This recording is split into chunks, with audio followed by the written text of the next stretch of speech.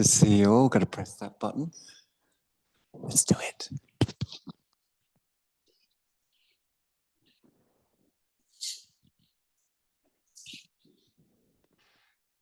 Take Ollie's lead on this one. Cross-leg start. So we can start in Siddhasana. So if you're sitting on regular blocks, the short end forwards, as I think you've got them already, haven't you? I think you've got them like that. And you can use a blanket as well, if you want. Quite good too. Lilac is the new orange. Just thought I'd mention that. Chest up. So Siddhasana has the heels lined up with each other and with the midline of the body. You can sit on a brick block or two regular blocks, short end forwards. Straight away the attention drops from everything into the heart. Drops from everything into the heart. Now that's a sort of, it's a big skill in a way, because we often don't hear drops from everything. We hear drops from certain things, or drops from many things, or drops from a lot of things. But it drops from everything. You know, even thoughts about dropping, or ideas and opinions, or any sense of grasping to understand. You know, there's no phenomena of any kind that it doesn't drop from into the heart. Attention drops from everything into the heart.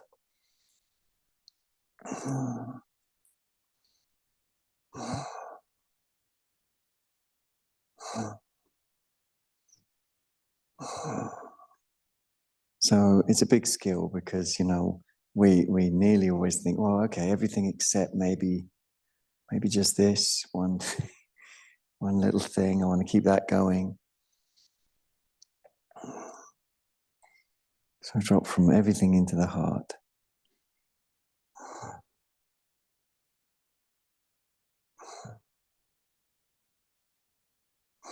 You know, dropping from effort around dropping.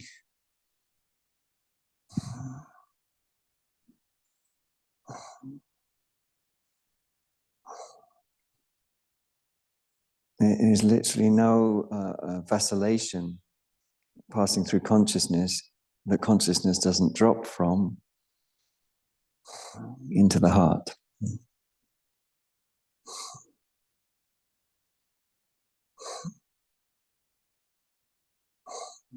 Even the thought that consciousness is a thing itself that, you know, can be moved, that's a vacillation in consciousness.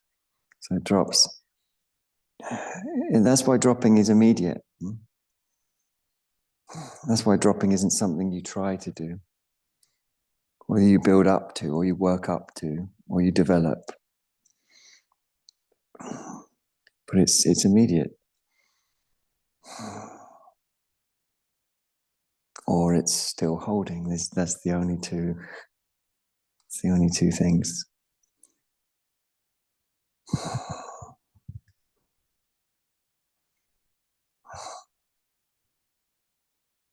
So I've compared it, and I can visualize your illustration, Ollie, as well, of dropping a stone from a bridge, and it's just letting go or holding on. There's no middle place, is there?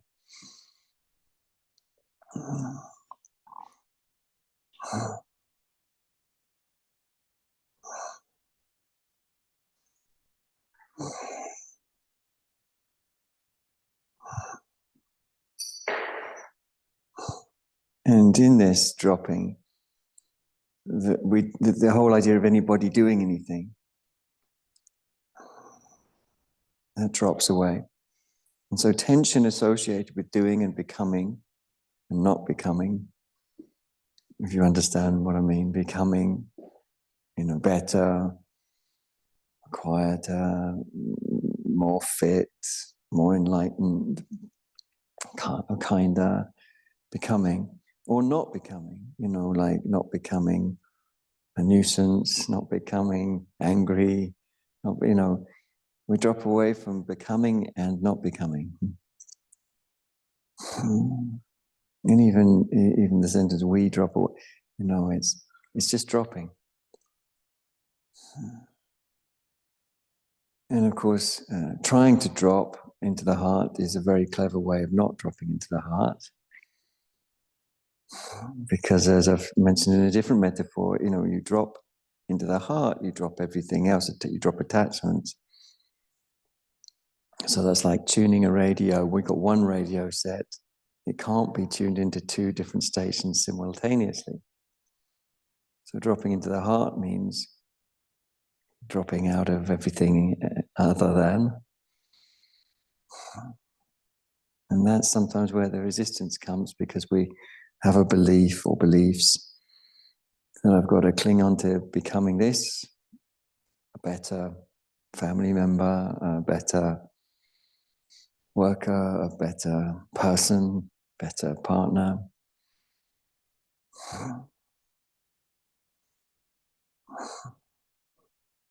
But just drop into the center.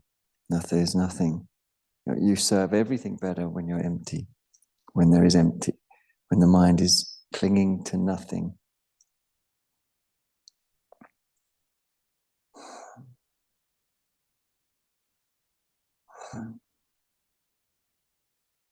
So oftentimes we try and do these postures when the body is already full. It's already tuned in to a different station.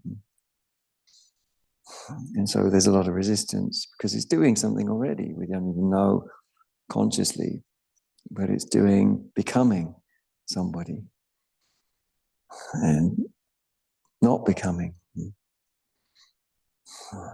And all the tension associated with trying to make a thing out of endless interdependence. So sloughing up, the body tension slough off as the mind lets go. We're not trying to become better or not be, or try to not become anything. Like we're not trying to become, avoid distraction. Or everything's just being left alone to drop into the heart. It's nothing. I once heard Muji saying that. Don't try and direct the traffic in the mind, Quite like that. Hands to the Atmanjali Mudra. Atman, of course, can mean breath, life force, essence, nature. It can be a reference to some sort of self. But that's tricky because the self that's there can only be known when clinging to anything as self is gone, which is not something we do. We just drop into. It's just this dropping. It's just like letting go of a stone to drop it into a river. Interlace your fingers when you're ready and root them in to each other. The sort of webbing part of the fingers at the base, you root that in, really with lots of repetition. Root that in. Then stretching your arms diagonally down, lifting the head so you feel energetic flow through the central channel, which you visualize in front of the spinal column all the way up, including the neck. Can you visually feel space in that central channel? Or spaciousness? Shunyata, the ta bit makes it kind of nest, spaciousness. Then we raise the arms up, keep that spaciousness in the central channel, which is a beautiful, beautiful, beautiful meditation. Spaciousness in the central channel, openness in the central channel. Room, infinite room. Some Hatha texts tell us contemplate the spaciousness in the central channel, as a practice of Hatha yoga. Movement, of course, is something we often use, knowing as we do that movement will hydrate the body, create further flow, and knowing that in yoga, everything is everything. So if you create flow in the body, you're automatically creating it in the breath and the mind. In fact, the first Hatha Yoga text says, don't try and calm the mind with the mind, use the breath, because everything's interdependent. You know, you could equally say, use the body to release the breath. So concentrate on the central channel, let there be movement if you like. Sometimes the central channel is seen as a lotus stalk in your head, like the lotus flower. So you can imagine, if you wanted, that lotus in water and with that sort of lovely coolness, flowing coolness. Yoga is very much about cooling off. Big wide circle, despite various yogas, hot yogas and so on. Yoga is about cooling off. Palms up, breathing deep, shoulders down, breathing natural.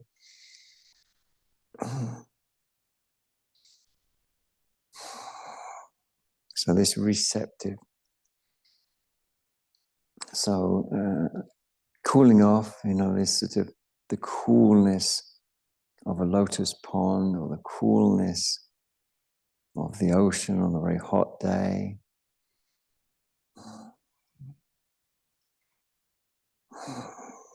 And of course, coolness is anti-inflammatory, and that includes mental anti-inflammatory, and mental inflammation is connected with upadana, reaching out.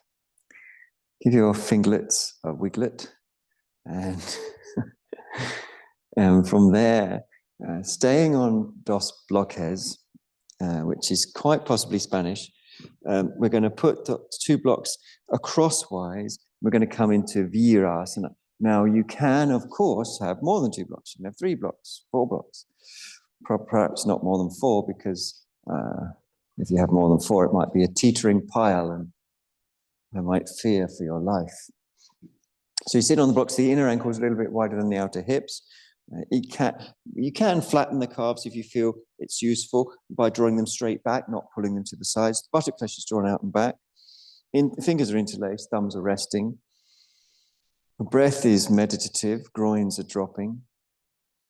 Groins being the top of the thighs. If you feel the top of the front thighs, you can feel whether there's gripping that's connected with upadana, upadana reaching out, which is connected with becoming or not becoming, and is like reaching for being more yogic, reaching for, being fitter, reaching for being nicer,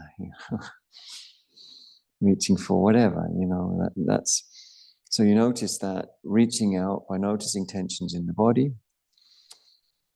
that are mirrored in the breath, because everything is everything, period, which is American for full stop. Everything is everything. So tension in the body, bring your attention to it, inside the knees, inside the ankles, in the buttocks, wherever you find that tension. Bring your attention to it. Stretch your arms out and up. Tone the tummy. And stay cool. There's lots of metaphors in the Pali Canon for meditation being like getting in a cool mountain lake. And of course, in India, there's quite a lot of imagery of how nice it is to be cool, because it's very, very hot in India. Or can be very, very hot. So this idea of getting like cooling down. And the relief of cooling down. It's not to say that there aren't images of heat used in the yoga tradition, but they're used in a slightly different way. So the way I'm using this cooling down metaphor. So nirvana or nibbana is a cooling down. Breathe through your nose, move around if you need to. So the inflammation of being is what we're cooling down from, the inflammation of being. Okay, take a big wide circle. One hand on top of the other, palms facing up, dhyana mudra. Breathe deep, like a lotus flower beginning to open in the morning light. And our heart is like a lotus flower. Many texts compare it to a lotus flower. And quite literally, it's compared in early medical texts to a downward-facing lotus flower bud because it's kind of like the shape of the heart. But our heart opens with very particular kindness, very particular patience, doesn't it? You know, sensitive people's hearts sometimes are protected, understandably. So to open the heart here and now, it takes patience and kindness and breath, because everything's everything.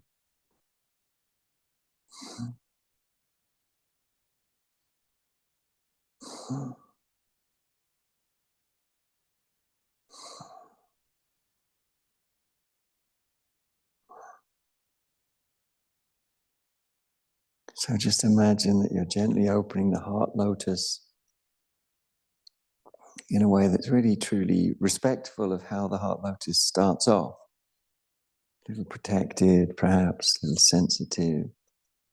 You know, we get understandably hurt and upset and shocked by various things. I won't list any of the things in case to make me feel more hurt and shocked. But you know, what we want to do is just gently soothe the heart. Gently soothe the heart. So it begins to open like a lotus flower.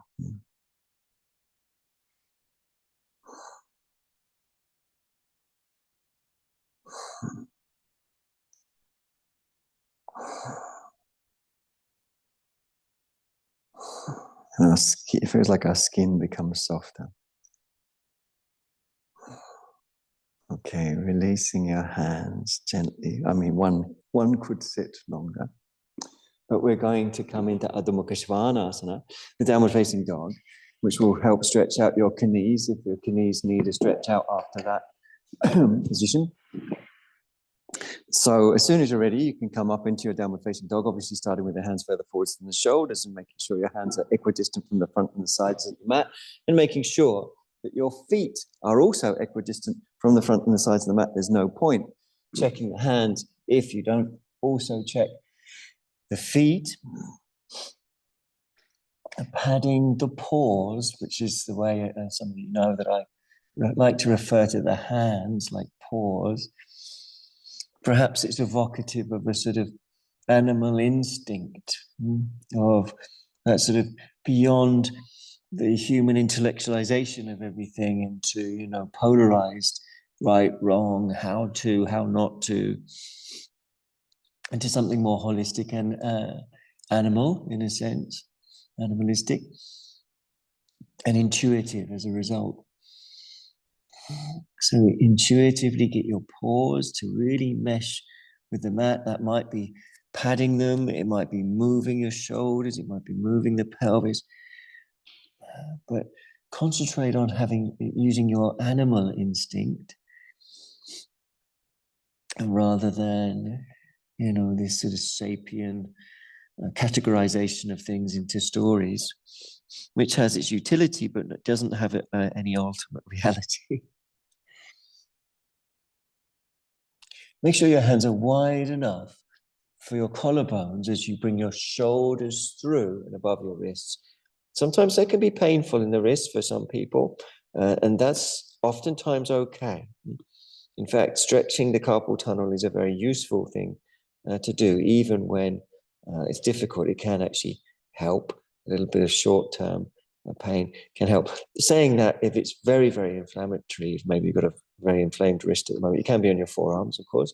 We are going to come into Chaturanga Dandasana, which is so popular with almost no one I've ever met, and then pushing up to Urdhva Mukha Svanasana, the head up dog with the toes tucked under or pointing back, and freedom to investigate how the back feels, investigate not from categorization into a story, but from animal instinct. So not thinking, but feeling. You could feel things like the anterior spine. You could feel things like the base of the pelvis and the chest. But it takes time to get into this in an animalistic sense. Back to Adho Mukha Svanasana, the downward facing dog pose. Spread your fingers. It's very, very useful for the carpal tunnel, which of course is an area through which tendons and nerves pass through from the arm through to the hands. And again, meditative arrival in the richness of now is a way of returning everything to its source, which is everything. Everything's source is everything.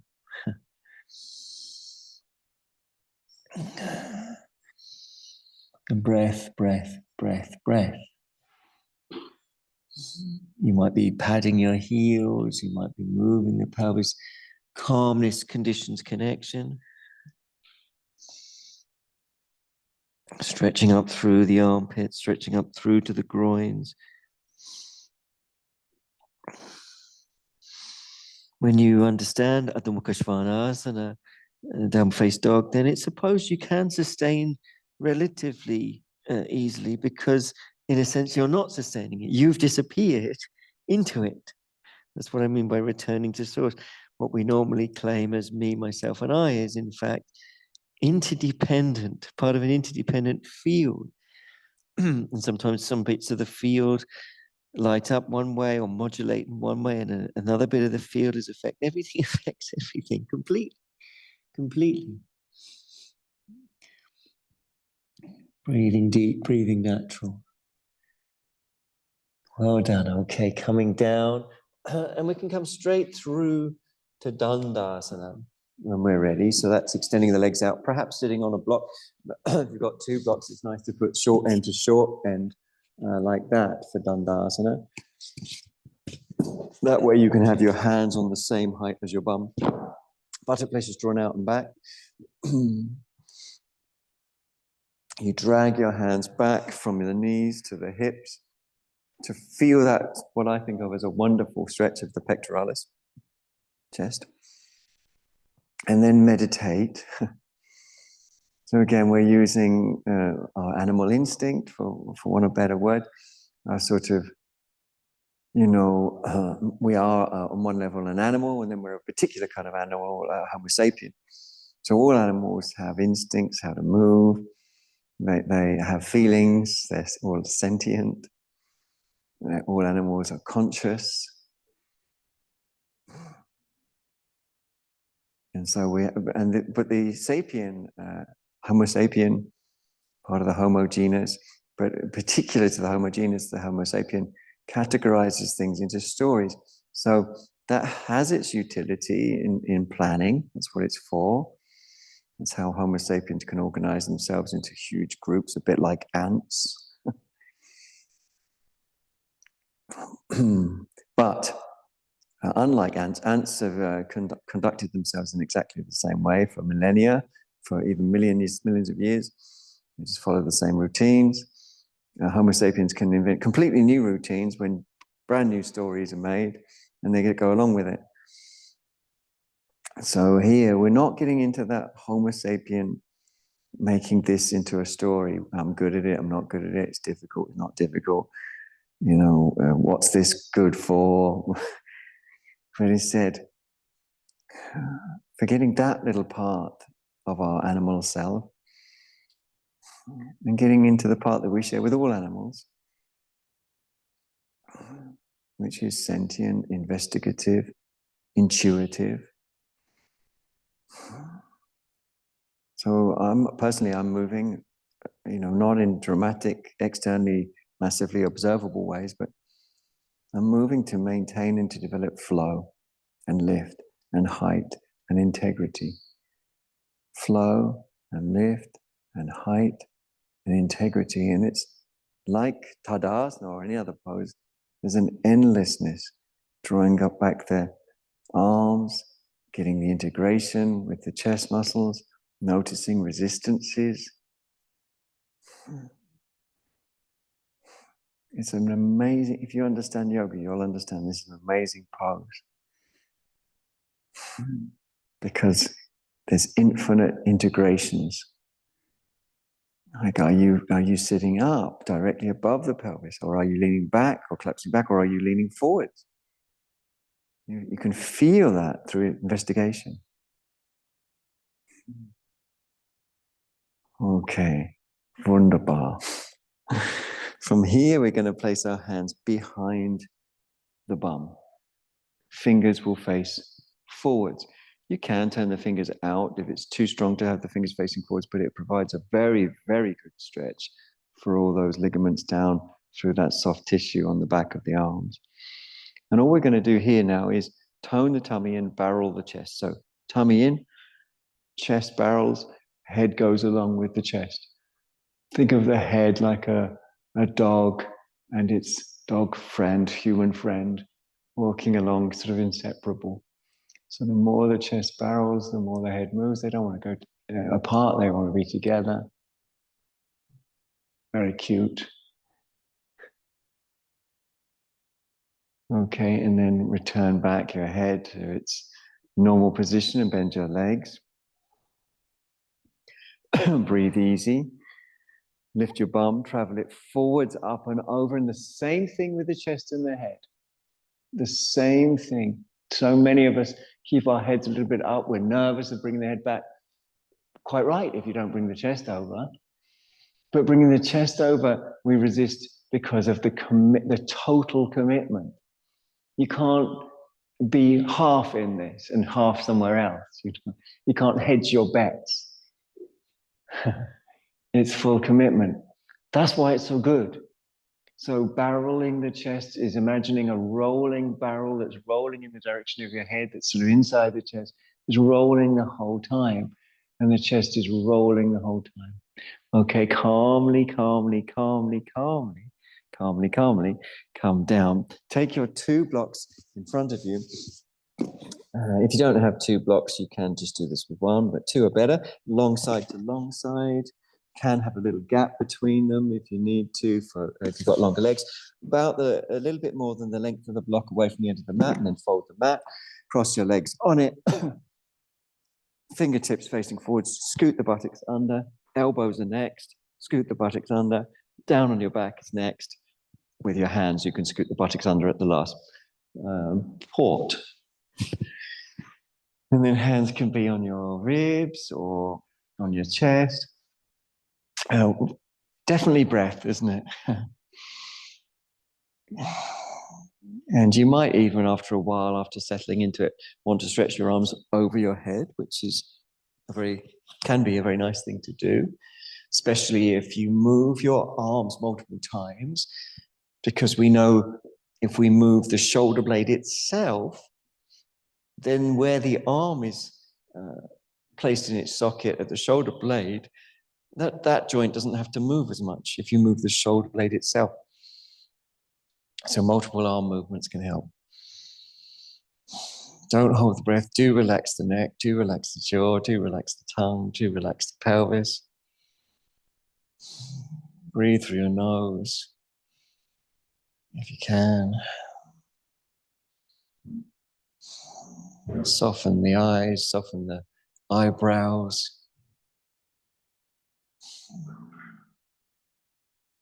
Supta Sukhasana.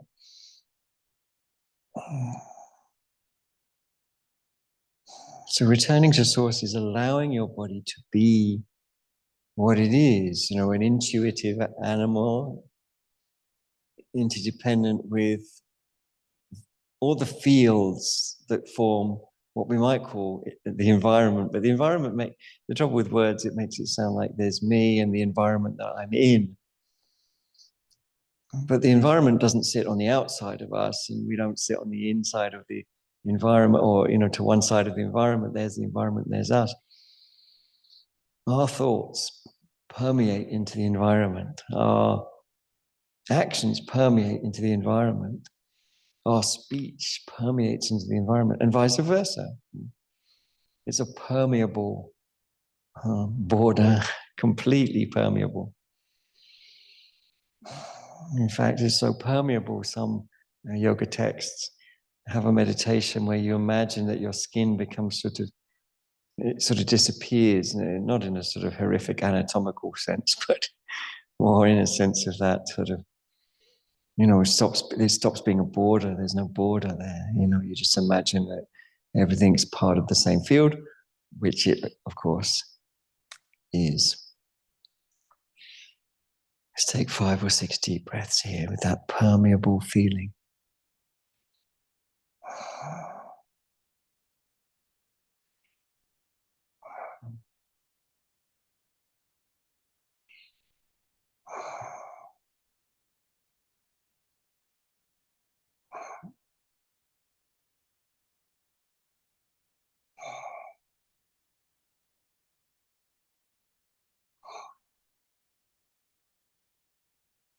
Change the cross of your legs when you're ready, which is simple, isn't it? The other one goes in front.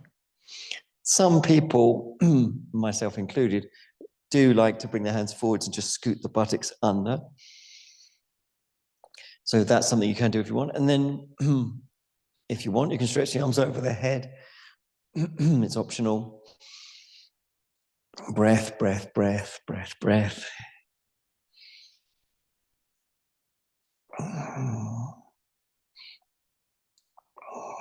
This sense of dana, of giving, of generosity here and now is the experience of total surrender that I mentioned when I talked about the metaphor of dropping a stone into, because you want to see it splash in the river below, on a little bridge.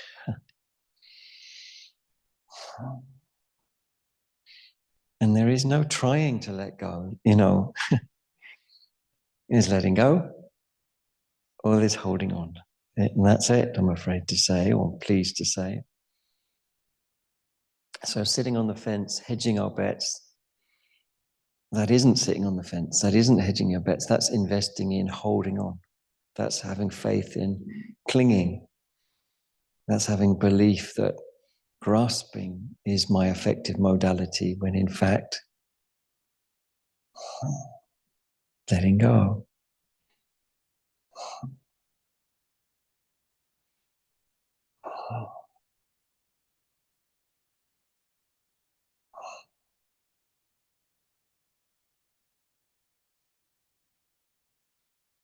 Okay, bring the legs back together. Knees pointing up, breath deep and natural. Flex your hips and then extend the knees. And feel free to swing the legs, sway the legs, swoop the legs, move the ankles, legs apart, legs together, bending, extending the knees, circling, scrunching the toes, whatever. As long as it releases the breath, because we understand everything is everything. If something doesn't, if the body is truly released, it's releasing the breath too. Now we're going to bring our arms into what we sometimes call cactus position. So cactus position is where you're bent at the elbow. The elbows are a little higher than the shoulders. And the angle between the bicep and the forearm is more than 90 degrees. Right? So I won't list all the angles that are more than 90 degrees. But any of those. If you're more tight in the shoulders, you go, really extend that angle up to full extension, up to 180 degrees. Now we're going to bend the knees when we're ready. So bend your knees when you're ready. And then we're going to fully flex, that is the abdomen and the hips, by pulling the thighs so close to the front of the pelvis, the back of the pelvis lifts, and then shift it towards me. And the legs go the other way, away from me. So the pelvic movement is a sort of counterweight, and then you breathe easy. With people who experience SI, sacroiliac inflammatory sensations, lifting and shifting usually helps the majority of SI sufferers not to suffer from SI difficulties, although one or two do find the lifting and shifting not comfortable. So obviously you don't have to do that if you find it more comfortable not doing it, but there's a likelihood that it is the better option for most. One can also put supports between the legs. That can help the SI as well. The skill of looking after the SI joint really is keeping that sense of togetherness with the sacrum, the back of the pelvis, and the two halves that connect to it, that form the hip bones. So depth, support. Coming up on the inhale as calm as you can. So roll easy, roll calm, feet down, scoot the buttocks under, just realign your pelvis, realign your shoulder blades, catch your breath. So you now know what you're going to do, unless you're deciding not to do the lift and shift of the pelvis, in which case the legs will just come over to one side. But if you're ready to lift and shift and want to, then same thing. And I think it's useful to stack one leg on top of the other. It's very common for the pectoralis to reveal its tension, the chest. And that tension, of course, again, is connected with being somebody, going somewhere, sort of making ourselves into a sort of unit that's shut off, closed off from its environment, which I'm not advocating for, never doing. But if we get stuck in that, behind that wall, like such tough skin that no one gets in, sort of thing,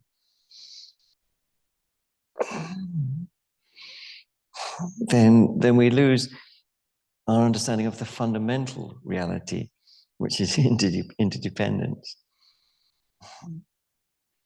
and the selflessness of the interdependent field.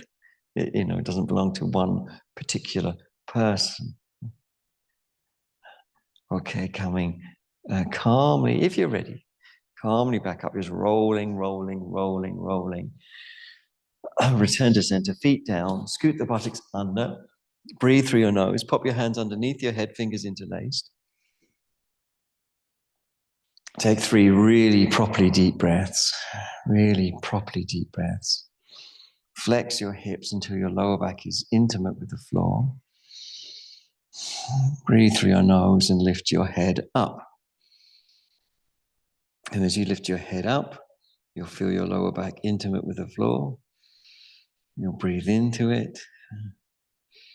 We know that the yoga path has 2 stepping stones. One is find a rich experience, like the way the lower back feels on the floor.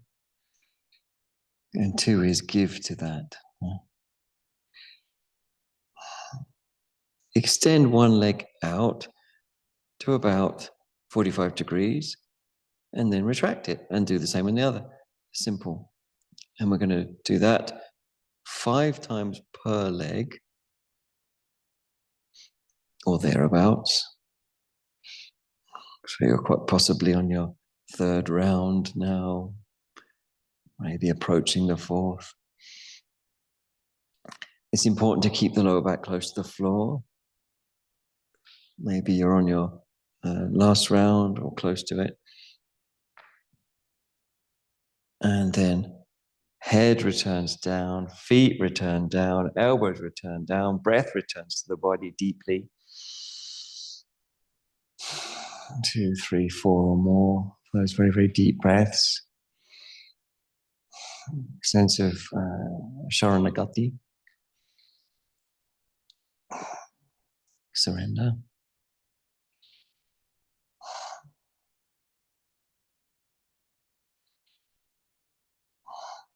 Okay, release your hands and roll over. Once you've rolled over, come on up from the side. Open up your yoga mat. We're going to bring ourselves up to a standing position. If you can muster that up, if you can. Standing in the middle of your mat in Tadasana. So spreading the toes, dropping the shoulders, Feet close or together. If the thighs meet before the feet, then the feet shouldn't be together, but they should be level. That is important.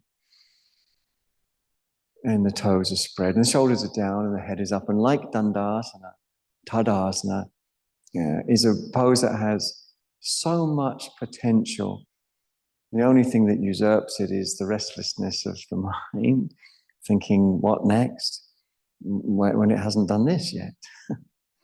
And doing this means fully integrating. So start with your feet, moving your feet, spreading the toes, moving the weight in ways that are animalistically intuitive, supersensual, I've called it before, supersensual. And that movement of the feet, of course, doesn't just move the feet, it moves everything else, moves the pelvis. We can feel the pelvic floor. We can feel the chest muscles. We can feel the alignment of the head. Balancing the feet is a really interesting task. Balancing between the left and right foot, between the front and back aspect, between the inner and outer aspect. We rejoice in the infinite nature of these instructions. Raise the arms when you're ready.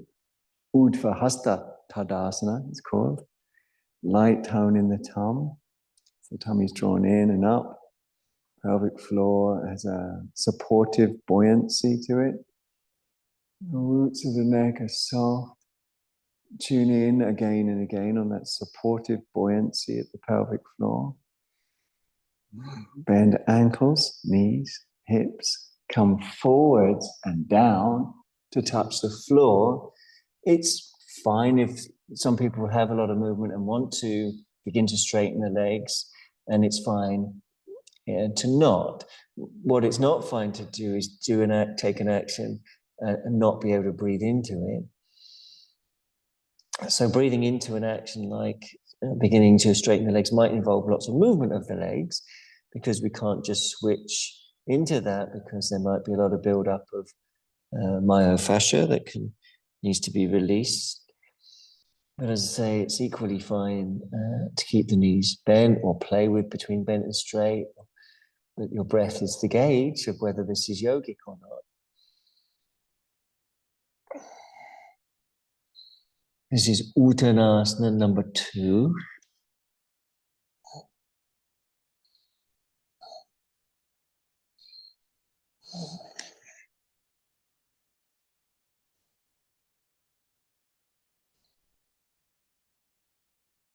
It needs intelligent tone throughout the body, which takes time. Bend again, or bend more. Ankles, knees, hips. Raise the arms up behind you. Arms forwards and up. And breathe through your nose.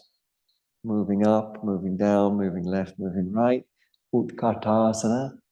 So you are angled, and the pelvis is tilted forwards, and your body is angled at the same angle as that, and so are the arms. But there can be movement, twists within that paradigm, lifts and extensions within that paradigm. And then we're going to stand up when we're ready. Take a big wide circle, hands to the hips, feet step apart generously. Breathe through the nose. Just check the alignment of your feet. Left toes in, turning on the ball of the right foot first, finishing off the turn on the heel. Checking that you've got heel to arch alignment. Stretching into the back leg as you bend the front leg, perhaps back and forth to tease out, to melt out extraneous myofascia, including underneath the foot. It's worth understanding that the tissue underneath the foot is continuous with the tissue through the back of the leg. So if you want to release the back of the leg, or the leg generally, you've got to release the foot too. Again, eventually the elbow comes down and the bottom ribs come forwards. And we might even feel comfortable to look up. You don't have to. You can keep the hand on the hip or raise the arm up or stretch it up and over, or even bring it round and behind and hold your thigh. Some people like to do that. So there's lots of different choices. Up to you. What isn't really a choice is that we move in ways that induce breath release. That's fundamental, you know, it's fundamental. Coming up calmly, palm down, inhaling to come up. Feet forwards, hands to hips, breathing through the nose, if you can. Your soft eyes, soft back, toes in, front foot and leg out on the ball of the foot, finish off the turn on the heel, as I know you know. Heel to arch alignment, to observe and to notice. And stretching into the back leg, bending the front leg perhaps multiple times to really work round. And then if you're ready, or when you feel ready, the arm on the leg, the body turns, the option to keep the hand on the hip or raise it up or up and over or reach round and hold the thigh. Again, what is non-optional is giving via the breath. That's fundamental. But what facilitates that is whatever movement, whatever play facilitates that.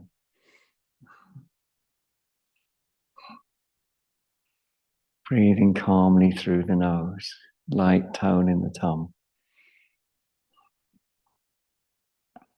Arm down, palm down, push into the leg, inhale to come up. Feet face forwards, well done everyone. We are going to forward fold, so if you know bricks are useful in front of you, then place them there now.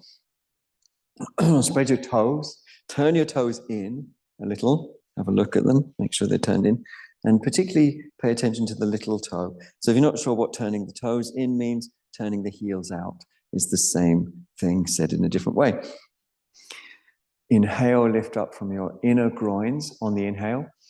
Exhale, hinge from the hip joints, fold over the top of the front thighs, and reach for the floor or a brick or set of bricks. And catch your breath. Catch your breath. Again, one of the principal benefits of yoga is the engagement that we have with the infinite. I went to some artists' houses, when was it? Sunday, maybe? And went to one artist, and her work was so lovely, it was so beautiful. And it was about, it was principally lots and lots of paintings of women in swimming caps in Brighton Sea, in brightly coloured swimming costumes. There's something really beautiful about it. In fact, we liked it so much, we bought one of her pictures. They were very reasonably priced. But I spoke to her for a while, and she was trying to describe why she's so into painting people getting into the sea. Mostly women, but not entirely. But she mostly likes painting women getting into the sea. She goes down to the beach all the time, just paints women getting into the sea. And she talked about, that sort of sense of entering something that is sort of endless with your back to the city. There's real symbolism in that I really understood.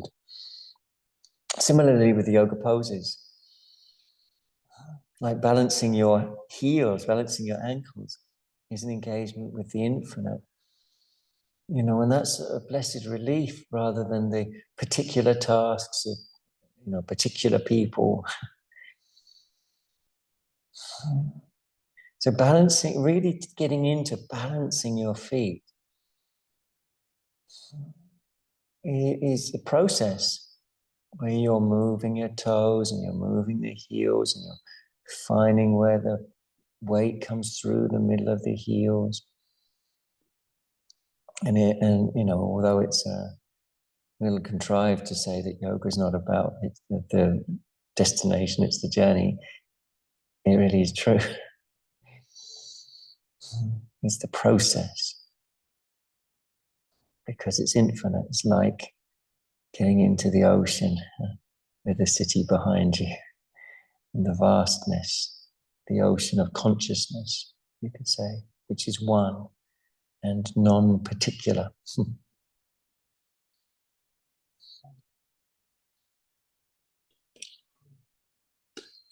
This is Prasrita Padottanasana. Number one, if the lower back dips down, it's fine to come into number two, which is not better. If I was in the pop charts, I'd rather be at number one than number two. So, but number two is just an option that can be useful for some people to come lower if the lower back is dipping down, because that can feel uncomfortable unless we move down lower. So balancing and rebalancing and breathing and looking for meditative alignment, which not only is infinite in terms of the feet, but also infinite in terms of the balance everywhere. B.K.S. Iyengar used to talk about measuring, like measuring the length of the inner leg against the outer leg. I think he was talking about the same thing that I'm talking about now.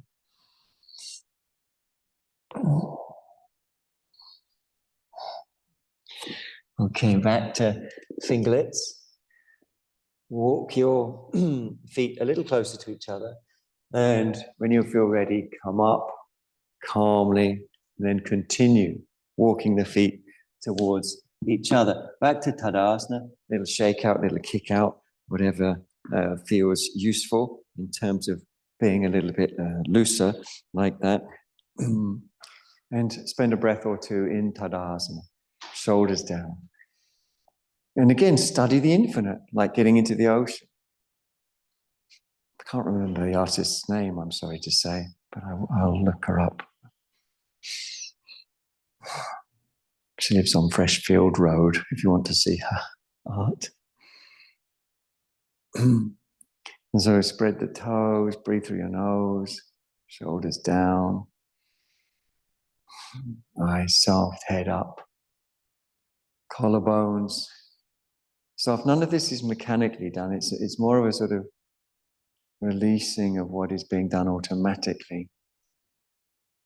We're bringing intelligence into the legs, which usually brings strength. You feel like a tone coming through, what we call intelligent tone in Vajrasati Yoga.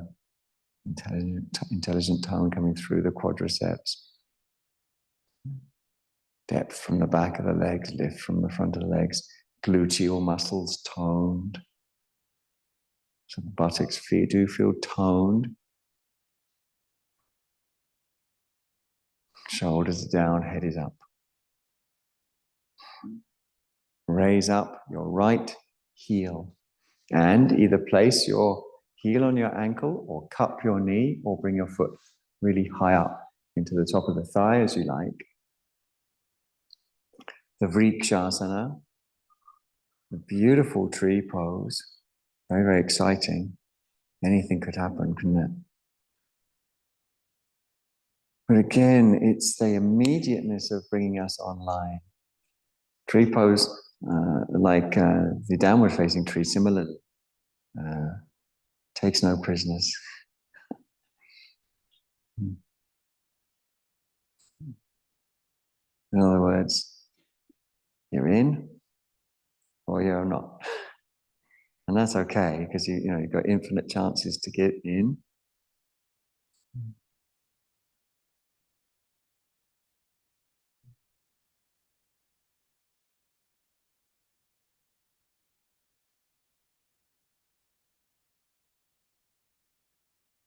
Okay, really good. Release, place, breathe. Love to hear you take a deep breath. Shake out while you breathe. And obviously the same happens on the other leg. So you raise the other heel, it's going to go on the ankle or cup the knee or be pulled up high into the top of the other thigh. And the hands into a prayer position.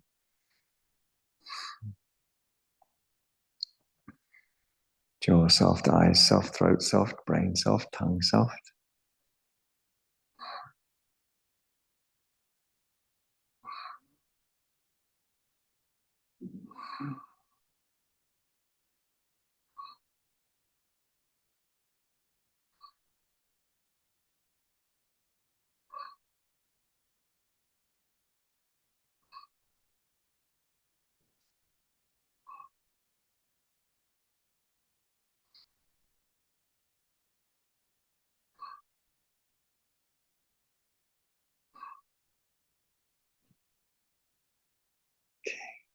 Release calmly.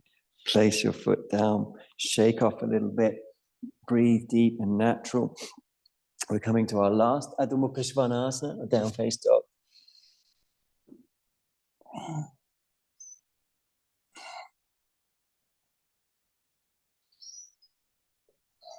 So it's an opportunity to really get through the hamstrings, through the calcaneus tendons, to really work those tendons into some sort of breath-centered spaciousness.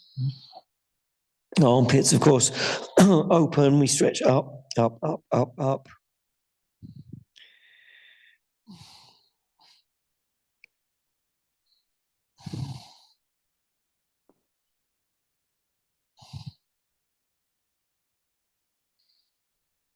Okay, well done coming down. Kneeling, of course, with blocks where required, like between their buttocks and the heels. Breathing natural, honest, easeful. Breathing natural, honest, easeful.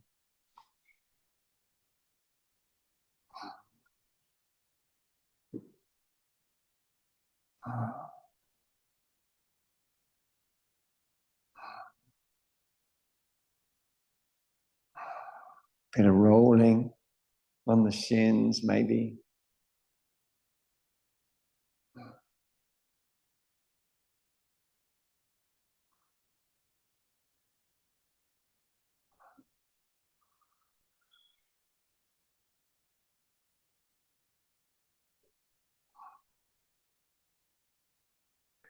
Releasing the hands and coming to lay calmly on the back with whatever support you might need.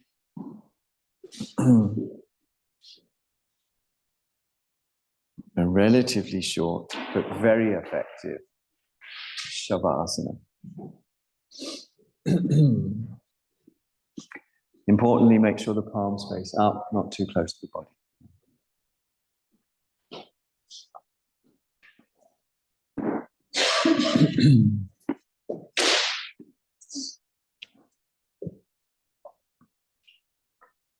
Shoulder blades scooted under. Sharanagati. Surrender.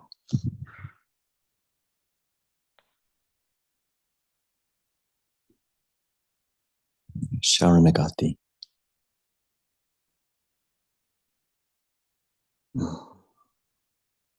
Surrender.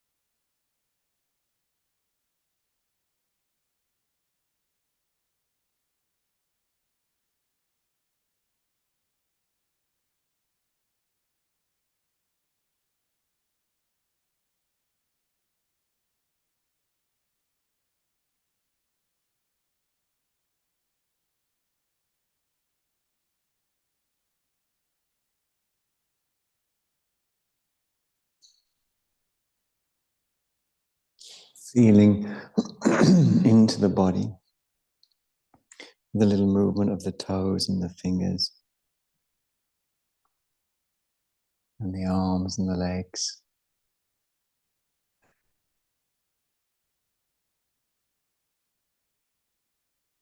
And then bending the legs and placing the soles of the feet onto the floor. Scooting the buttocks under.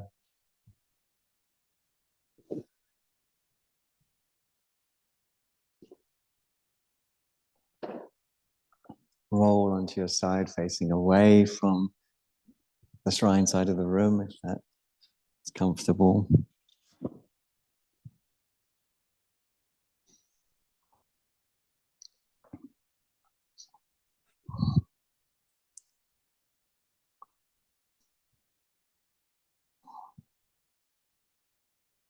Rolling again towards the shrine side of the room.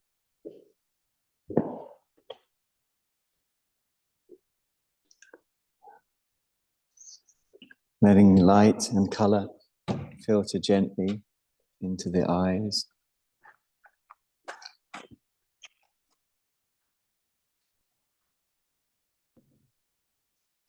And bringing yourself up easeful and calm from the side.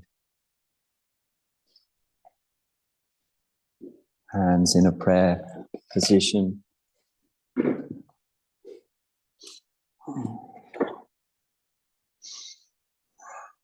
May any benefit that we've gained in our acting in this way go to the alleviation of the suffering of all beings. Om.